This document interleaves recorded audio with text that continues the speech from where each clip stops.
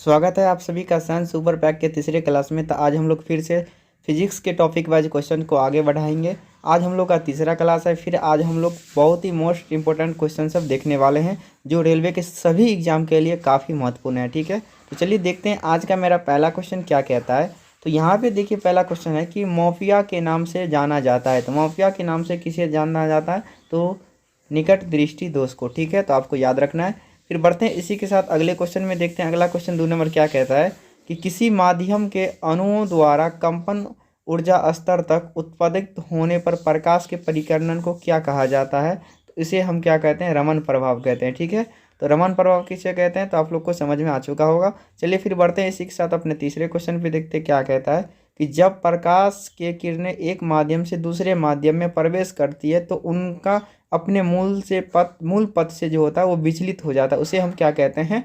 अपवर्तन कहते हैं। तो अपवर्तन किसे कहते हैं आपको समझ में आ चुका है कि जब प्रकाश के किरण एक माध्यम से दूसरे माध्यम में, मान लीजिए कि ये आपका एक क्या है, यहाँ पे ग्लास लगा हुआ है, एक यहाँ पे एयर है, और इससे अगर एक माध्यम से दूसरे माध्यम में प्रकाश करेगा तो ये थोड़ा क्या होगा, अपने मूल पथ से ऐसे विचलित हो जाएगा, ऐसे विचलित होकर चलेगा। ठीक है, इसी को हम क्या कहते हैं? अपवर्तन कहते हैं इस क्रिया को।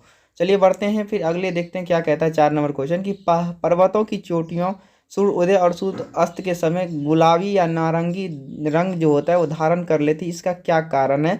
इसका जो कारण है वो अल्पेंगो के कारण होता है। ठीक है, अल्पेंगो गलों के कारण होता है। चलिए फिर बढ़ते हैं इसी के साथ 5 नंबर क्वेश्चन में। देखते हैं क्या कहता है कि एक दूसरे से 120 डिग्री पर झुके हुए दो दर्पण द्वारा बनने वाली प्रतिबिंब की संख्या कितना होता है? तो एक दूसरे से अगर 120 डिग्री पर झुका हुआ है तो प्रतिबिंब की कुल संख्या जो होगा वो 2 होगा। ठीक है, इसका हालांकि एक फार्मूला भी है।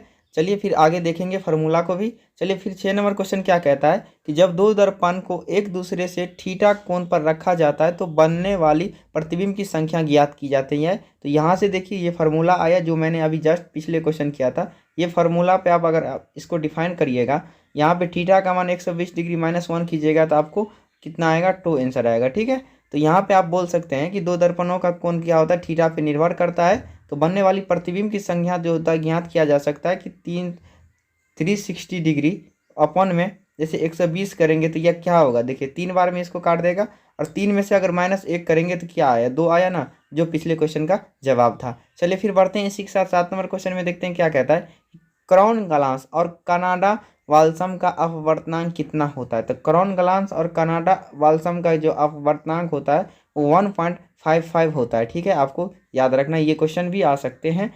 यहाँ पे 8 नंबर क्वेश्चन क्या कहता है कि यदि प्रकाश की किरणें अवतल दर्पण के वक्ता केंद्र से होकर गुजरती है तो आपतित किरण और परावर्तित किरणों के कोण का बीच क्या होता है? तो 0 डिग्री होता है। सबसे आसान क्वेश्चन, जैसे मान लीजिए एक अवतल दर्पण यहाँ पे है, यहाँ पे क्या होता है? सेंटर होता है जिसे हम वक्ता त्रिज्या कहते हैं। तो मान लीजिए कोई भी किरण ऐसे आ रहा है यहाँ से, तो ये क्या होगा? यहाँ से ऐसे आएगा, फिर यहाँ से ऐसे चला जाता है। तो अब बर्तन कोण यहाँ पे देखिए 0 डिग्री का बन रहा है ना, उसी लाइन पे बन रहा है। फिर 9 नंबर क्वेश्चन क्या कहता है कि लेंस के संबंध में दूसरा मुख्य फोकस वास्तविक प्रतिबिंब की वह स्थिति है जिसका ऑब्जेक्टिव होता है। कहाँ पे होता है? तो अनंत पे होता है। ठीक है, तो चलिए फिर 10 नंबर क्वेश्चन को देखते हैं। 10 नंबर क्वेश्चन क्या कहता है कि लेंस का पहला मुख्य फोकस उस वस्तु की स्थिति है जिसकी प्रतिबिंब कहाँ पे बनती है? तो अनंत पे बनती है, आपको याद रखना है। फिर बढ़ते हैं 11 नंबर क्वेश्चन में। देखते हैं क्या कहता है कि एक लड़का लेंस का उपयोग करके किसी दूर की वस्तु को तीक्ष्ण छवि को स्क्रीन पर फोकस करता है तो लेंस और स्क्रीन के बीच की दूरी बराबर होती है। किसके बराबर होते हैं? तो फोकस दूरी के बराबर होती है, आपको याद रखना है। फिर बढ़ते हैं इसी के साथ 12 नंबर क्वेश्चन में। देखते हैं क्या कहता है कि उत्तल दर्पण या उत्तल लेंस की फोकस दूरी सदैव क्या होती है? तो धनात्मक होती है, यानी फोकस दूरी एफ जो होता है वो पॉजिटिव होता है हमेशा, आपको याद रखना है, उत्तल लेंस और उत्तल दर्पण दोनों में। फिर बढ़ते हैं इसी के साथ 13 नंबर क्वेश्चन में। देखिए क्या है कि किसी तारे की अस्पष्ट स्थिति के थोड़े बदलते रहने का कारण क्या है जिसके कारण तारे टिमटिमाते हैं? वही बात यहाँ पे जो है वो डिफाइन किया है। आपको याद रखना है कि तारे टिमटिमाने के, अगर यहाँ पे तारे टिमटिमाना कर देना तब भी इस क्वेश्चन का वही मतलब होगा जो इसका उत्तर है। ठीक है, उत्तर देखिए क्या है कि तारे का जो स्थिति है वो बदलते रहने का क्या कारण है, जिसे हम क्या कहते हैं? टिमटिमाना कहते हैं। तो तारे के प्रकाश का वायुमंडलीय अपवर्तन के कारण जो होता है वो अपनी स्थिति से थोड़ा बदलते रहते हैं। या आपको ऐसे क्वेश्चन अगर पूछ दिया जाए कि वायु तारा क्यों टिमटिमाते हैं, तो इसका भी जवाब होगा कि तारे के प्रकाश का वायुमंडलीय अपवर्तन होगा। दोनों क्वेश्चन सेम है और आपको समझ में आ चुका होगा।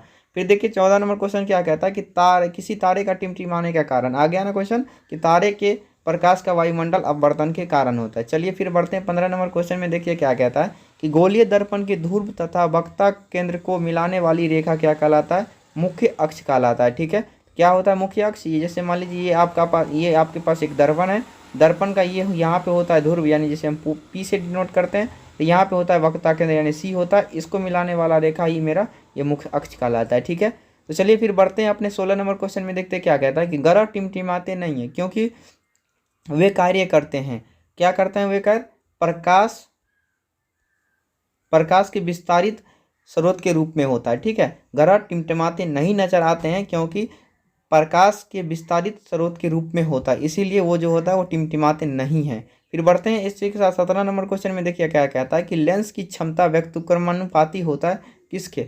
फोकस दूरी के होता है। ठीक है, आपको याद रखना है कि फोकस दूरी के जो होता है लेंस की क्षमता क्या होता है? व्यक्तिक्रमानुपाती होता है, यानी इन्वर्सली प्रोपोर्शनल होता है। जैसे P बराबर जो होता है 1/f आप बोल सकते हैं, या फिर F बराबर 1/P होता है। इसी को हम क्या कहते हैं? व्यक्तिक्रमानुपाती बोलते हैं। फिर 18 नंबर क्वेश्चन देखिए क्या कहता है कि लेंस की क्षमता का ऐसा मात्रक क्या होता है? डायऑप्टर होता है। वेरी मोस्ट इंपॉर्टेंट क्वेश्चन, आपको याद रखना है। फिर बढ़ते हैं इसी के साथ 19 क्वेश्चन में। देखते हैं क्या कहता है कि लेंस सूत्र क्या होता है। तो लेंस सूत्र आपका 1/f बराबर 1/v माइनस 1/u होता है। ठीक है, आपको याद रखना। और दर्पण सूत्र क्या होता है? तो दर्पण, इसको अगर आप प्लस कर देते हैं तो ये दर्पण सूत्र बन जाता है। बाकी लेंस सूत्र में माइनस होता है, 1/v माइनस 1/u होता है। चलिए फिर बढ़ते हैं इसी के साथ अगले क्वेश्चन में। देखते हैं क्या है कि माध्यम बी के संबंध में माध्यम ए के अपवर्तनांक का सूत्र क्या होता है, यानी कि म्यू का पूछा है। म्यू मतलब जिसे हम अपवर्तनांक कहते हैं, तो इसे हम म्यू से डिनोट करते हैं। तो म्यू का जो मान होता है ना, उसे हम क्या कहते हैं कि माध्यम बी में प्रकाश की जो गति होगा और माध्यम ए में जो प्रकाश की गति होगा, अगर इसका रेशियो हम लेते हैं तो इसे ही हम अपवर्तनांक कहते हैं। ठीक है, इसे ही हम म्यू बराबर बोल सकते हैं। इसे आप बोल सकते हैं कि साइन आई बट्टा साइन आर भी बोला जाता है, तो आपको कन्फ्यूजन नहीं होना है। और इसको अगर शब्द में डिफाइन किया जाए तो माध्यम ए में प्रकाश की गति बट्टा माध्यम ए में प्रकाश की गति होता है माध्यम बी में। ठीक है, जैसे कहने का ये मतलब हुआ कि मान लीजिए ये मेरे पास एक माध्यम है, ठीक है, ये ग्लास है, यहाँ से अगर प्रकाश आ रही है, यहाँ से प्रकाश की गति, इसका कुछ गति होगा। ठीक है, प्रकाश की गति कितनी होती है? 3 × 10⁸ मीटर पर सेकंड। और यहाँ पे आएगा तो क्या हो जाएगा? इस ग्लास में जाएगा, गिलास से फिर निकलेगा, तो इस गिलास में जो यहाँ पे होगा तो यहाँ पे तो थोड़ा कम जाएगा। ठीक है, तो यहाँ पे जो थोड़ा कम जाएगा, मान लीजिए जितना भी कमेगा ना, इन दोनों का रेशियो लेने पर हमारा म्यू निकलता है। ठीक है, तो ये होता है म्यू का फार्मूला। चलिए फिर बढ़ते हैं 21 नंबर क्वेश्चन में। देखते हैं क्या कहता है कि आवर्धन का सूत्र क्या होता है? मैग्निफिकेशन यानी एम, कि कोई भी वस्तु जो है ना वो कितनी, मतलब अपने मूल ऊंचाई से कितनी ऊंचाई पर जाता है। ठीक है, या उसको बोल सकते हैं आप, जैसे मान लीजिए कोई वस्तु इतना बड़ा है तो ये अपने प्रतिबिंब की अपेक्षा ये कितना बड़ा है, प्रतिबिंब इससे कितना छोटा या बड़ा है, इसी को वास्तव में हम आवर्धन कहते हैं। ठीक है, और आवर्धन का जो सूत्र होता है इसे एम से बोलते हैं। प्रतिबिंब की दूरी अपन वस्तु की दूरी को हम आवर्धन कहते हैं। ठीक है, तो आवर्धन निकालने का सूत्र आपको याद रहना है हमेशा कि प्रतिबिंब की दूरी अपन वस्तु की दूरी होता है, एम से डिनोट करते हैं, मैग्निफिकेशन जिसको बोलते हैं।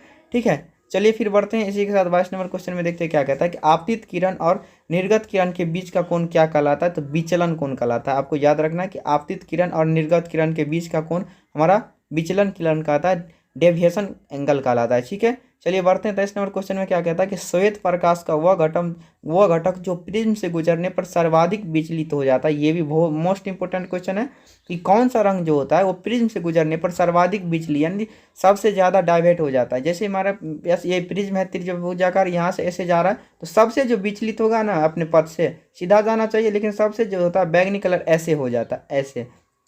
ठीक है, तो ये सबसे ज़्यादा बैगनी कलर जो होता है वो विचलित होता है, यानी सबसे लास्ट में जो होता है कलर वो बैगनी होता है।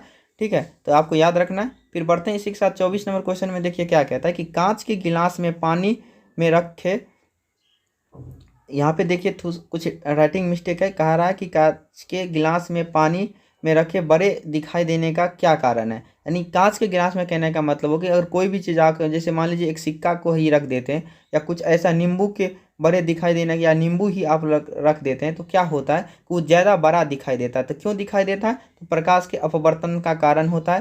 या प्रकाश का अपवर्तन का एक और कारण, जैसे मान लीजिए कि कोई भी गिलास आप देखे होंगे, इसमें अगर आप सिक्का उक्का रख देते हैं तो ये क्या लगता है कि ये थोड़ा उठा हुआ प्रतीत होता है। इसका भी रीजन क्या है? प्रकाश का अपवर्तन ही है। तो यहाँ पे देखिए, फिर ये क्वेश्चन आपको समझ में आया होगा। फिर बढ़ते हैं अगला क्वेश्चन नहीं है। तो कुल इतना 24 क्वेश्चन था, ठीक है। तो धीरे धीरे हम क्वेश्चन को आगे बढ़ाएंगे।